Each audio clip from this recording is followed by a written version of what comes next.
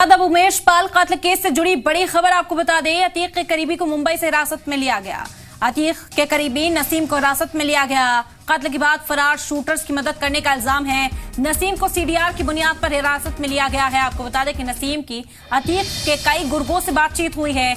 UP के पूर्वांचल का रहने वाला बताया जाता है नसीम, तो एक कामयाबी के तौर पर इसे यूपी एसटीएफ इस वक्त देख रही है। उमेश पाल कत्ल केस से जुड़ी ये बड़ी खबर इस वक्त आप तक पहुंचा रहे हैं। तो बता दें आपको कि अतीक के करीबी को मुंबई से हिरासत में लिया गया है। अतीक के करीबी नसीम को हिरासत में लिया गया है। हत्याकांड के बाद से फरार शूटरों को मदद का इस पर आरोप था।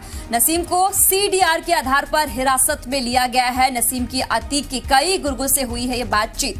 तो यूपी के पूर्वांचल का मूल निवासी ये रहने वाला बताया जा रहा है नसीम। तो अतीक के करीबी को मुंबई से हिरासत में लिया गया। बड़ी खबर इस वक्त की आप तक पहुंचा रहे हैं। आपको बता दें कि नसीम को सीडीआर की बुनियाद पर हिरासत में लिया गया है। नसीम की अतीक के कई गुर्गों से बातचीत हुई थी। ये इल्जाम लगाया गया यूपी एसटीएफ के जरिए, जिसके बाद नसीम को इस वक्त हिरासत में ले लिया गया। पूछताछ इस वक्त की जा रही है। यूपी के पूर्वांचल का रहने वाला बताया जा रहा है नसीम, जो इस वक्त गिरफ्त में है यूपी एसटीएफ की। बता दें कि असद की तलाश है, शाइस्ता परवीन की तलाश है, गुड्डू मुस्लिम की तलाश है।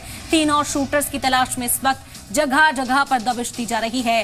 हालांकि अब तक मुलजिमीन तो हाथ नहीं लगे हैं, लेकिन कई और ऐसे गुर्गे हैं, कई और ऐसे साथी हैं जिन्होंने मदद की है। उन पर इल्जाम है कि उन्होंने मदद फराहम कराई, वक्त वक्त पर पनाह दी, और ऐसे लोगों पर अब शिकंजा कसता हुआ नजर आ रहा है। अतीक के करीबी को मुंबई से हिरासत में लिया गया। अतीक के करीबी नसीम को इस वक्त हिरासत में लिया गया है और कत्ल के बाद से फरार शूटर्स की जो मदद करने का इल्जाम इस पर लगाया गया है। आपको बता दें कि सीडीआर की बुनियाद पर ही इसे हिरासत में लिया गया। फिलहाल पूछताछ जारी है।